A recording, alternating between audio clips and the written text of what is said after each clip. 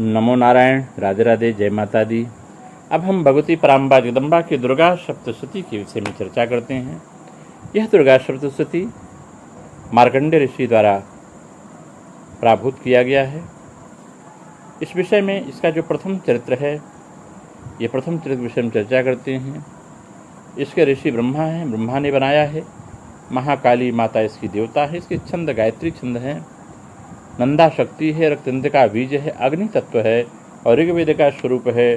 श्री महाकाली देवता की प्रसन्नता के लिए प्रथम चरित्र के जप में विनियोग किया जाता है। मगर इसकी चर्चा हम करते हैं। कहते हैं भगवान विष्णु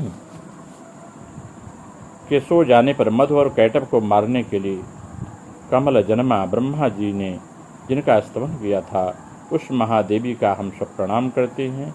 वे अपने 10 हाथों में खड्ग, चक्र, गदा, बाण, धनुष, परिध, शूल, शून्य, मस्तक, शंख धारण करती हैं। इस महादेवी जिसका हम ब्रह्मा जी ने स्तवन किया था मधुकैटभ के नाश के लिए, उनके 3 नेत्र हैं। वे समस्त अंगों के दिव्य आभूषण से सुशोभित हैं। उनके शरीर कांति नीलमणि के समान है। वे 10 मुख और 10 पैरों से युक्त हैं।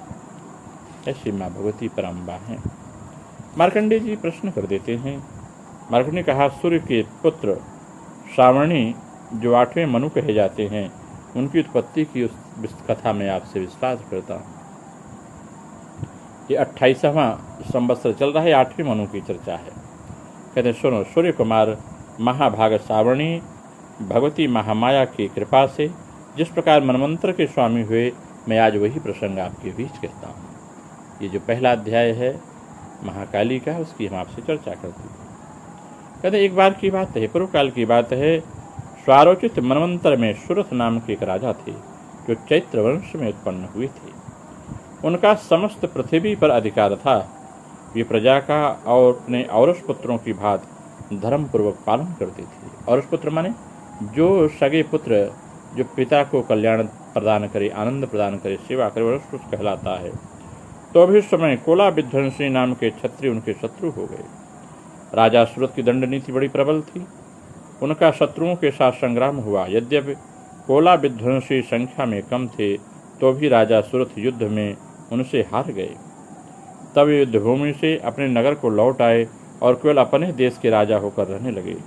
समूची पृथ्वी से उनका अधिकार जाता रहा, किंतु वहाँ भी उन प्रबल शत्रुओं ने उस समय महाबाघ राजा, जो महाभाग्यवान राजा सूरथ थे, सूरथ पर आक्रमण कर दिया।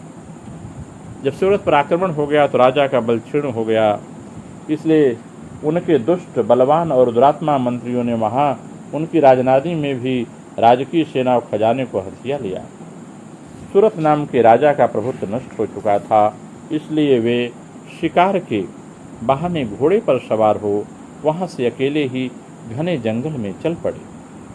वहाँ उन्होंने विप्रवर मेधा मुनि का आश्रम देखा, जहाँ कितने ही हिंसक जीव अपनी स्वाभाविक हिंसा छोड़कर परम शांत भाव से शेर और मृग एक साथ रहते थे। मुनि के बहुत से शिष्य उस वन की शोभा बढ़ा रहे थे। ये मेधा ऋषि के आश्रम में जाते हैं। राजा सूरथ वहां जाने पर मुनि ने उनका सत्कार किया और वे उस मुनि श्रेष्ठ के आश्रम पर इधर उधर विचरते हुए कुछ काल तक रहे। फिर ममता से आकृष्ट चित्त होकर वहां इस प्रकार चिंता करने लगे कि पूर्व काल में मेरे पूर्वजों ने जिसका पालन किया था, वही नगर आज मुझे रहित है। पता नहीं मेरे दुराचारी भृत्यगण और धर्म पूर्वक रक्षा करते हैं या नहीं। जो सदा मद की वर्षा करने वाला और शूरवीर था, वह मेरा प्रधान हाथी अब शत्रुओं के अधीन होकर न जाने किस भोगों को भोगता होगा। इस प्रकार की बात राजा सूरथ सोचने लगे। जो लोग मेरी कृपा, धन और भोजन पाने के लिए सदा मेरे पीछे चलते थे, वे निश्चय ही अब दूसरे राजाओं का अनुसरण करते होंगे। उन अपव्ययी लोगों के द्वारा सदा खर्च होते रहने कारण अत्यंत कष्ट से जमा किया हुआ मेरा खजाना खाली हो जाएगा। ये तथा यह भी कई बातें राजा सूरथ निरंतर सोचते थे। एक दिन उन्होंने अपने विप्रवर मेधा के आश्रम के निकट एक वैश्य को देखा। उससे पूछा, भाई तुम कौन हो? यहाँ तुम्हारे आने का क्या कारण है? तुम क्यों शोकग्रस्त हो और अनमने से क्यों दिख रहे हो? राजा सूरथ का यह प्रेम पूर्वक शब्द सुनकर वैश्य ने विनीत भाव से उनसे प्रणाम कर कहा। वैश्य कहता है राजा से, हे राजन, मैं धनियों के कुल में उत्पन्न एक वैश्य हूँ। मेरा नाम समाधि है। मेरे दुष्ट स्त्री पुत्रों ने धन के लोभ में मुझे घर से बाहर निकाल दिया है। मैं इस समय धन, स्त्री और पुत्रों से वंचित हूँ। मेरे विश्वसनीय बंधुओं ने मेरा ही धन लेकर मुझे दूर कर दिया है, इसलिए दुखी होकर मैं वन में चला आया हूँ। यहाँ रहकर मैं इस बात को नहीं जानता कि मेरे पुत्रों की, स्त्री के और स्वजनों की कुशल है या नहीं है। इस समय घर में वे कुशल से रह रहे अथवा कोई कष्ट है। वे मेरे पुत्र कैसे हैं? क्या वे सदाचारी या दुराचारी हो गए हैं? जब यह बात उस वैश्य ने कहा, तब राजा ने कहा कि जिन लोभी पुत्र, स्त्री आदि ने धन के कारण तुम्हें घर से निकाल दिया, उनके प्रति तुम्हारे चित्त में इतना स्नेह का बंधन क्यों है? वैश्य कहता है, आप मेरे विषय में जैसी बात कहते हैं वह सब ठीक है, किंतु क्या करूं, मेरा मन निष्ठुरता नहीं धारण करता। जिन्होंने धर्म के लोभ में पड़कर पिता के प्रति, धन के लोभ में पड़कर के पिता के प्रति स्नेह, पति के प्रति प्रेम तथा आत्मीयजन के प्रति अनुराग को तिलांजलि दे मुझे घर से निकाल दिया है, उन्हीं के प्रति मेरे हृदय में इतना स्नेह है। हे महामते, गुणहीन बंधुओं के प्रति भी जो मेरा चित्त इतना प्रकार प्रेम मग्न हो रहा है, यह क्या है?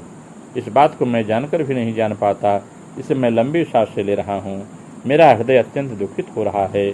उन लोगों में प्रेम का सर्वथा भाव है, तो भी उनके प्रति मेरा मन निष्ठुर नहीं हो रहा है, इसलिए क्या करूं? मार्कंडेय ऋषि कहते हैं कि ब्राह्मण, इस प्रकार राजाओं में श्रेष्ठ सूरथ और वह समाधि नामक वैश्य दोनों साथ साथ मेधा मुनि की सेवा में उपस्थित हुए और उनके साथ यथा योग्य न्याय कुल विषय पूर्वक वर्ताव करके बैठे। इसका वैश्य और राजा ने कुछ वार्तालाप आरंभ किया। राजा ने कहा, भगवान, मेधा ऋषि से राजा कहते हैं, भगवान, मैं आपसे एक बात पूछना चाहता हूँ, वह मुझे बताइए, क्योंकि मेरा चित्त अपने अधीन न होने के कारण वह बात मेरे मन को बहुत दुख देती है। जो राज्य मेरे हाथों से चला गया है, उसमें और उसके संपूर्ण अंगों में मेरी ममता बनी हुई है। हे मनुश्रेष्ठ, यह जानते हुए कि अब मेरी नहीं है, अज्ञानी की भांति मुझे उसके लिए दुख होता है। यह क्या है? इधर यह वैश्य भी घर से अपमानित होकर आया है, इसके पुत्र, स्त्री और उसके नौकरों ने उसे छोड़ दिया है। स्वजनों ने भी वैश्य का परित्याग कर दिया है, तो भी उसके प्रति अत्यंत हार्दिक स्नेह रखता है।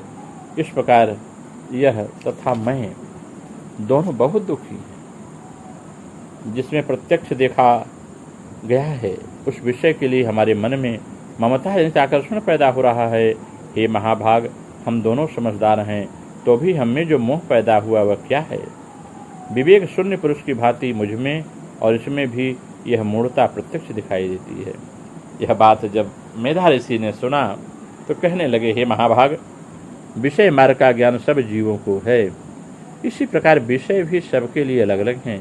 कुछ प्राणी दिन में नहीं देखते और दूसरे कुछ प्राणी ऐसे हैं जो रात्रि में नहीं देखते, तथा कुछ जीव ऐसे हैं जो दिन और रात्रि में बराबर देखते हैं। यह ठीक है कि मनुष्य समझदार होते हैं, किंतु केवल वे ही ऐसे नहीं होते। पशु, पक्षी और मृग आदि सभी प्राणी समझदार होते हैं। मनुष्यों की समझ भी वैसी ही होती जैसे उन मृग और पक्षियों की होती है, तथा जैसी मनुष्यों की होती है वैसे ही उन मृग पक्षियों की होती है। यह एक अन्य बात भी प्राय दोनों में समान होती है। समझ होने पर भी इनमें पक्षियों को तो देखो, वे स्वयं भूख से पीड़ित होते हुए मोह बस बच्चों की चोच में कितने चावल के अन्न डाल रहे हैं। हे नरश्रेष्ठ, क्या तुम नहीं देखते हो, ये मनुष्य समझदार होते हुए लोभवश अपने किए हुए उपकार का बदला पाने के लिए पुत्रों की अभिलाषा करते हैं। यदि उन सब में समझ की कमी नहीं है, तथा वे संसार की स्थिति, जन्म मरण की परंपरा बनाए रखने वाली भगवती महामाया के प्रभाव द्वारा ममतामय भवन से युक्त मोह के गहरे गर्त में गिराए गए हैं। इसलिए इसमें आश्चर्य नहीं होना चाहिए।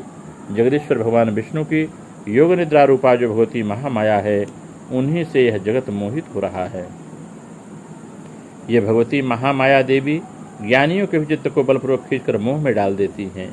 वे ही संपूर्ण सचराचर जगत की सृष्टि करती हैं, तथा वे ही प्रसन्न होने पर मनुष्यों को मुक्ति के लिए वरदान देती हैं। यही पराविद्या संसार बंधन और मोक्ष की हेतुभूता है। सनातनी देवी था संपूर्ण ईश्वरों की भी अधीश्वरी है माता महामाया। तब यह सुन करके राजा पूछता है कि भगवान ऋषि से, जिस आप महामाया कहते हैं वे देवी कौन है? ब्रह्मन उनका प्रकट कैसे हुआ तथा उनके चरित्र कौन कौन से हैं? ब्रह्मवेत्ताओं में श्रेष्ठ महर्षि मेधा, हे गुरुदेव, उन देवी का जैसा स्वभाव हो, जैसा स्वरूप हो, जैसा प्रभाव हो, जैसा प्रादुर्भाव हुआ हो, वह सब मुझसे कहिए, मैं उसको सुनना चाहता हूँ। इस प्रकार जब राजा सूरत ने प्रश्न किया, ऋषि मेधा ऋषि कहते हैं, राजन वास्तव में ये तो देवी नित्य स्वरूपा ही है, सब में साक्षी है, संपूर्ण जगत उन्हीं का रूप है, उन्होंने समस्त विश्व को व्याप्त कर रखा है, तथापि उनका प्राकट्य अनेक प्रकार से होता है, वह मुझसे सुनो। यद्यपि वे नित्य हैं, अजन्मा हैं, तथा सब देवताओं के कार्य सिद्ध करने के लिए प्रकट होती हैं, उस समय लोक में उत्पन्न हुई कहलाती हैं। कल्प के अंत में जब संपूर्ण जगत एक कारणों में निमग्न हो रहा था, सबके प्रभु भगवान विष्णु शेषनाग की सैया बिछाकर योग निद्रा में आश्रय ले रहे थे, उस समय उनके कानों के मैल से दो भयंकर सुर उत्पन्न हुए, जो मधु और कैटभ नाम से विख्यात हुए। वे दोनों ब्रह्मा जी का वध करने को तैयार हो गए। भगवान विष्णु के नाभि कमल में विराजमान प्रजापति ब्रह्मा ने जब उन दोनों भयानक असुरों को अपने पास आया देखा और भगवान सोया हुआ देखा, तब एकाग्रचित्त होकर उन्होंने भगवान विष्णु को जगाने के लिए उनके नेत्रों के निवास करने वाले योग निद्रा का स्तमन आरंभ किया, जो इस विश्व की अधीश्वरी, जगत को धारण करने वाली, संसार का पालन संहार करने वाली तेजस स्वरूप भगवान की विष्णु की अनुपम शक्ति है। उसी भगवती निद्रा देवी को भगवान ब्रह्मा स्तुति करने लगे। जब ब्रह्मा स्तुति करते हैं भगवान की शक्ति का, देवी तुम स्वाहा हो, तुम स्वदा हो, तुम ही वक्रकार हो, तुम ही तुम्हारे ही स्वरूप हो, तुम जीवन दायिनी हो मां, तो सुधा हो, नित्य अक्षर प्रणव में अकार उकार मकार इन तीनों मात्राओं के रूप में तुम्हें स्थित हो। इन तीनों मात्राओं के अतिरिक्त जो बिंदु रूपा नित्य अर्धमात्रा है, जिसका विशेष रूप से उच्चारण नहीं किया जा सकता, वह भी तुम ही हो। देवी तुम्हें संध्या सावित्री परम जननी हो। देवी तुम ही इस विश्व ब्रह्मांड को धारण करती हो। तुमसे ही जगत सृष्टि उत्पन्न है, तुम ही से इसका पालन होता है, तुम ही के कल्प के अंत में सबको अपना ग्रास बना लेती हो। हे जगन्माया देवी, इस जगत की उत्पत्ति के समय तुम सृष्टि रूपा हो, पालन करने काल में तुम स्थित रूपा हो और कल्पांत के समय संहार रूप धारण करने वाली हो। तुम ही महाविद्या, महामाया, महामेधा, महास्मृति, महामोह रूपा महादेवी और महासुरी हो। तुम ही तीनों गुणों को उत्पन्न करने वाली सबकी प्रकृति हो। भयंकर कालरात्रि, महारात्रि, मोहरात्रि तुम ही हो। तुम ही श्री, तुम ही ईश्वरी, तुम ही ह्रीम, तुम ही बोधस्वरूपा बुद्धि हो। लज्जा, पुष्टि, तुष्टि, शांति, क्षमा तुम ही हो माता। तुम खड्गधारिणी, शूलधारिणी, घोरूपा, शंख चक्र गदा धनु धारण करने वाली हो। बाण, भुषुंडी और परिधि से भी तुम्हारे अस्त्र हैं। तुम सौम्य और सौम्यतर हो। इतना ही नहीं, जितने भी सौम्य और सुंदर पदार्थ हैं, उन सब की अपेक्षा तुम अधिक सुंदर हो। परा और अपरा सबसे परे रहने वाली परमेश्वरी तुम ही हो। सर्वस्वरूपे देवी, कहीं भी सत असत रूप में कोई वस्तुएं हैं, उन सबकी शक्ति हुए तुम ही हो। ऐसी अवस्था में तुम्हारी स्तुति क्या हो सकती है, जो इस जगत सृष्टि पालन संहार करते हैं, उस भगवान को भी तुमने निद्रा के अधीन कर दिया है। तब तुम्हारी स्तुति करने में यहाँ कौन समर्थ हो सकता है।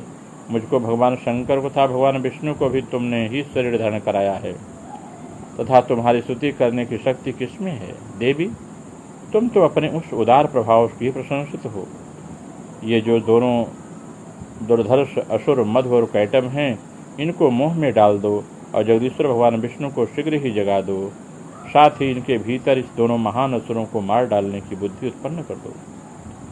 ऋषि मेधा कहते हैं, राजन, जब ब्रह्मा जी ने वहाँ मधु और कैटभ को मारने के उद्देश्य से भगवान विष्णु को जगाने के लिए तमोगुण के अधिष्ठात्री देवी योग निद्रा की स्थिति की, तब ये भगवान के नेत्र, मुख, नासिका, बाहु, हृदय व छत्सल से निकलकर अजव्यक्त जन्मा ब्रह्मा जी की दृष्टि में सक्षम खड़ी हो गई। योग निद्रा से युक्त होने पर जगत के स्वामी भगवान जनार्दन उस कारणों के जल में शेषनाग सैया पर जाग उठे।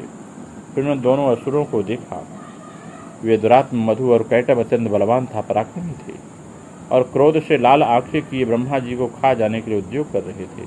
तब भगवान श्रीहरि ने उठकर उन दोनों के साथ 5000 वर्षों तक केवल युद्ध किया, भुजाओं से युद्ध किया। वे दोनों अत्यंत बल के कारण उन्मत्त हो रहे थे। इधर महामाया ने भी उन्हें मोह में डाल रखा था। इसलिए भगवान विष्णु कहने लगे कि हम तुम्हारी वीरता से संतुष्ट है, तुम हम लोगों से कोई वर मांगो। ऐसा वो असुर कहने लगा मधुकैटभ। भगवान कहते, तुम दोनों हम पर प्रसन्न हो तो अब मेरे हाथ से मारे जाओ। बस इतना सा ही मैंने वर मांगा, यहाँ दूसरे किसी वीर से क्या लेना देना।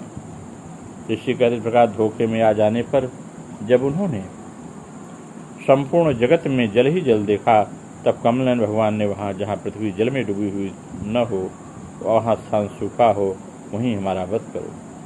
तब भास्कर शंख चक्र गदा धारण करने वाले भगवान ने उन दोनों के मस्तक अपनी जांघ पर रखकर चक्र से काट डाले। इस प्रकार ये देवी महामाया ब्रह्मा जी के स्तुति करने पर स्वयं प्रकट हुई थी।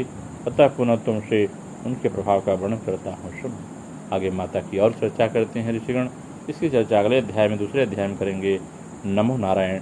राधे राधे। इस प्रकार जो इस प्रथम चरित्र का पाठ करता है उससे घर में संकटों का नाश होता है, आपदा विपदा किए कराई का नाश होता है और व्यक्ति का परिवार आनंदमय जीवन जीता है।